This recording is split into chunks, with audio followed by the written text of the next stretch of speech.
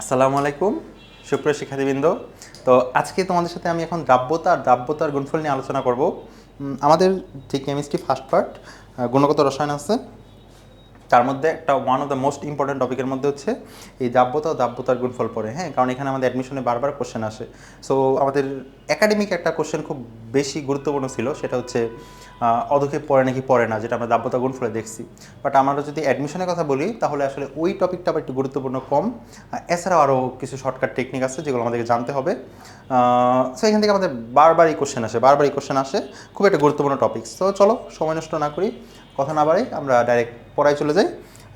ওকে, তো দেখো আমাদের আমরা যদি দেখি দ্রাব্যতা, তাই তো দ্রাব্যতা বা সলিবিলিটি যদি আমি আলোচনা করতে আসি, এইখানে আমাকে বুঝতে হবে কয়টা টপিকস বা কয়টা টার্ম জানতে হবে। একটা হচ্ছে আমাদের যেটা দ্রবণ, একটা দ্রবণ কীভাবে একটা দ্রবণ হইতে পারে খেয়াল করো। একটা দ্রব প্লাস, হ্যাঁ খেয়াল করো, দ্রবণটা হইতে পারে আমাদের দুইটার মিশ্রণে, একটা হচ্ছে দ্রব প্লাস দ্রাবক। তো এদের সংমিশ্রণে আমার কি হয়, দ্রবণ হয়। ঠিক আছে, এই দ্রবণ আমাদের তিন প্রকার হয়। একটা হচ্ছে আমাদের কি আমি যদি একটু লিখি, সম্পৃক্ত দ্রবণ। খেয়াল করো, সম্পৃক্ত দ্রবণ, মনে করো একটা দ্রাবক যতটুকু দ্রবীভূত করতে পারে ওইটুকুই যদি দ্রব থাকে তাকে আমরা বলি সম্পৃক্ত দ্রবণ। ঠিক আছে, আচ্ছা, তো এক নম্বর সম্পৃক্ত। দুই নম্বর হচ্ছে আমাদের অসম্পৃক্ত দ্রবণ। তো খেয়াল করো, অসম্পৃক্ত দ্রবণটা কি, যতটুকু দ্রবীভূত করতে পারে দ্রাবক তার থেকে কম আছে দ্রবের পরিমাণ। ঠিক আছে, দ্রবের পরিমাণ যদি কম থাকে। আরেকটা আছে আমাদের যেটাকে আমরা বলি অতিপৃক্ত দ্রবণ। সো অতিপৃক্ত দ্রবণটা এভাবে বলতে পারি যে দ্রাবকটা যতটুকু দ্রবীভূত করতে পারছে তার থেকে দ্রবের পরিমাণ কি আছে, বেশি আছে। মনে করো একটা পানিতে তুমি অনেক বেশি চিনি দিয়ে দিলা, তো সবটা চিনি কি এখানে কি আমার মিক্সড হবে না, তলানিশে মিশ্র পড়ে থাকবে। সো এটাই হচ্ছে আমার অতিপৃক্ত দ্রবণের একটা এক্সাম্পল। সো এই দ্রাব্যতাকে দেখো আমরা কি করতে পারি, একটা সূত্রের সাথে লিখতে পারি যে দ্রাব্যতাকে আমরা এস দ্বারা প্রকাশ করি। এটা হচ্ছে দ্রবের ভর into 100 divide by capital M minus small m. মানে দ্রাব্যতা হচ্ছে, তাহলে আমরা বলতে পারি, দেখো এটা কি, এখানে স্মল এমটা হচ্ছে আমার দ্রবের ভর, ক্যাপিটাল এমটা হচ্ছে আমার দ্রবণের ভর। সেই জিনিসগুলো আমি একটু মাথায় রাখতে হবে। আর ক্যাপিটাল এম মাইনাস স্মল এমটা হচ্ছে আমার দ্রাবকের ভর। তো এটাই তো আমার দ্রাব্যতা। ঠিক আছে, এস দ্রবের ভর ইন্টু 100 ডিভাইড বাই দ্রাবকের ভর, মানে ওই তো এম মাইনাস এম। তো এটা দিয়ে অনেক সময় অনেক কোশ্চেন দেয়, আমরা এটা পারবো, এটা নিয়ে আমাদের কোনো টেনশনে কিছু নাই। হ্যাঁ, দেওয়া থাকবে, মান দেওয়া থাকবে, ম্যাথ করে নিয়ে এসে পড়তেছি। এই দ্রাব্যতাটা ডিপেন্ড করে চারটা বিষয়ের উপর। কয়টা? চারটা বিষয়ের উপর ডিপেন্ড করে। সেই চারটা বিষয়টা লিখি, কার উপর ডিপেন্ড করে। দ্রবের প্রকৃতি, ঠিক আছে, এর উপর ডিপেন্ড করে। তারপর ডিপেন্ড করে দ্রাবকের প্রকৃতি। তো দ্রাবকের প্রকৃতিটা একটু যদি বলি কি, আসলে একটু বোঝার ট্রাই করো। আমরা বলি লাইক ডিজলভস লাইক নীতি, মানে জৈব দ্রবগুলা জৈব দ্রাবকে আর অজৈব যৌগগুলো অজৈব দ্রাবকে দ্রবীভূত হয়। ঠিক আছে, সো আমরা জৈব দ্রাবক কারা কারা, বেনজিন, ইথার আমরা চিনি, জৈব দ্রাবক আমরা সবাই চিনি। অজৈব দ্রাবকের মধ্যে পানি আছে, ঠিক আছে, এগুলো আমার জানা আছে। সো এইগুলো আর কি দ্রবের প্রকৃতি গেল, দ্রাবকের প্রকৃতি, তাপমাত্রা আর চাপ। আর একটা হচ্ছে আমার তাপমাত্রা, আর একটা হচ্ছে আমার চাপ। তো আমরা জানি তাপমাত্রা বাড়লে দ্রাব্যতা বৃদ্ধি পায়, ঠিক আছে, আর কমাইলে যেন এবার হ্রাস পায়। সো এই জিনিসগুলো আমাদের এমসিকিউর জন্য একটু ইম্পর্টেন্ট, মনে রাখতে হবে। তো আশা করি দ্রাব্যতা নিয়ে যে কথাগুলো তোমাদের সাথে বলা দরকার ছিল আমি বলে ফেললাম। এখন আছে আমাদের দ্রাব্যতা গুণফল, আর এটা আছে আমাদের দ্রাব্যতা, খেয়াল করো, গুণফল। এই দ্রাব্যতা গুণফলটা আবার আমাদের লাগে স্বল্প দ্রবণীয় যেই দ্রব্যগুলো আছে তার জন্য আমাদের এটা সূত্রটা অ্যাপ্রোপ্রিয়েট। যেমন খেয়াল করো, সিলভার ক্লোরাইড, এটা যদি ধরে ভাঙি, এটা সিলভার প্লাস আয়ন হয় আর ক্লোরাইড আয়ন হয়। এই সিলভার ক্লোরাইডের দ্রাব্যতা গুণফলটা আমাদের লিখি কেএসপি, সলিবিলিটি প্রোডাক্ট, কি হবে, এস ইন্টু এস, মানে এস স্কোয়ার। এখন আমার ভ্যালু দেওয়া থাকলে আমি এটা দিয়ে দিব। এসটা অবশ্যই কী বোঝাইছে এখানে, কনসেন্ট্রেশন বা কী বোঝাইছে, ঘনমাত্রা বোঝাইছে। ঠিক আছে, এখন যদি খেয়াল করো সবাই, তাহলে আমাকে যদি বলে অন্য একটা দ্রবণ দিল, সাপোজ মনে করো অ্যালুমিনিয়াম হাইড্রোক্সাইড দিল, LOH3, এটা ভাঙলে আমি কী পাচ্ছি খেয়াল করো তো, অ্যালুমিনিয়াম আয়ন পাচ্ছি না, Al3+, সাথে পাচ্ছি 3OH-। তো এর যদি আমি KSP বের করতে যাই তাহলে দেখো কী হবে, যে অ্যালুমিনিয়াম 3+, এটা তো এসই আছে, S ইন্টু OH-টা কি 3 গুণ আছে না, সো এটাকে আমি 3S লিখতে হবে।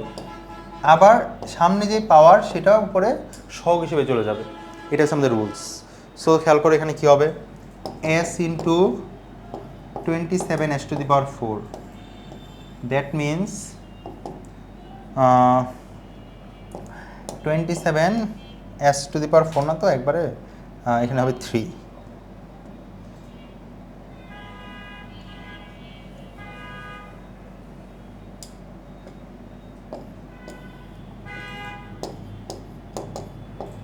আচ্ছা, একবার দিলে হলে 27S⁴। তো দেখো আমার এই যে এখানে এস এর মান ঘনমাত্রা দেওয়া থাকবে, বের করে ফেলবো। আরেকটা দিই, সাপোজ ক্যালসিয়াম ফসফেট Ca3PO4(2), এটা ভাঙে আমার কি হচ্ছে দেখো, ক্যালসিয়াম 2+ আর হচ্ছে PO4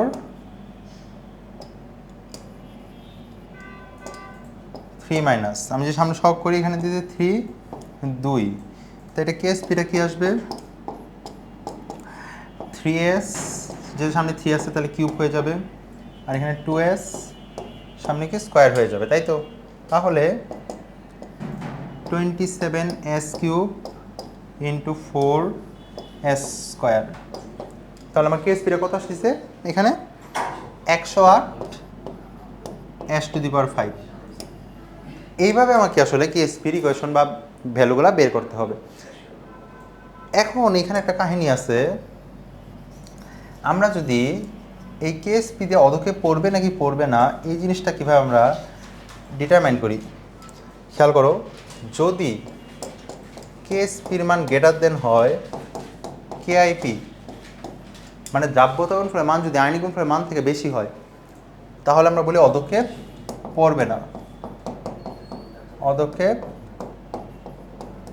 পড়বে না।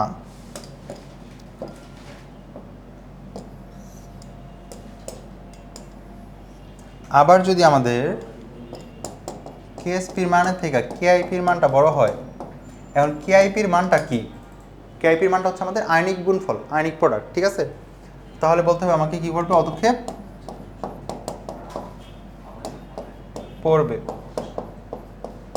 ঠিক আছে। এই জিনিসটা আমাকে বুঝতে হবে, অদক্ষেপটাতে পড়তেছে না, আর এটা আমার অদক্ষেপ পড়তেছে। সো এই জিনিসটা যদি আমরা একটা শর্ট একটা কোশ্চেনের মাধ্যমে দেখি, সো কোশ্চেন একটু খেয়াল করো, তোমাকে এরকম 2টা পাত্র দিল, এটা আমাদের রিটেনের জন্য, ঠিক আছে, এটা জাস্ট ফর আমাদের রিটেন। সাপোজ এখানে বলে দিল 0.3 মোলার 200 মিলিলিটার আছে জিঙ্ক হাইড্রোক্সাইড, আর এখানে আমাকে দিল 0.2 মোলার 300 মিলিলিটার সালফিউরিক অ্যাসিড, 2টা দ্রবণ, হ্যাঁ, 2টাকে আমি একদিকে মিশ্রিত করলাম, তো দিয়ে দিল KSP অফ জিঙ্ক সালফেট, কি হবে KSP of zinc sulphate, zinc সালফেটটা আমার কি হবে, দিয়ে দিল সাপোজ 1.8 ইন্টু 10⁻10। এখন প্রশ্নটা করছে আমাকে, এটা রিটেনের কোশ্চেন, হ্যাঁ আমি একটু লিখে দিই, এই কোশ্চেনটা হচ্ছে আমাদের রিটেন। প্রশ্ন করলো এটা যে মিশ্রণে অদক্ষেপ পড়বে কিনা, মিশ্রণে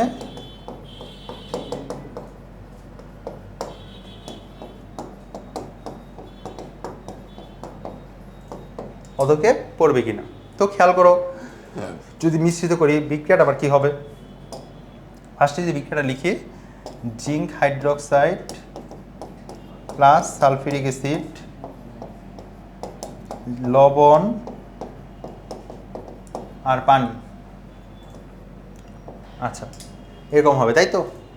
তাহলে মিশ্রণের পরে বা আমি বলতে পারি মিশ্রিত দ্রবণে জিঙ্ক 2+ ঘনমাত্রা,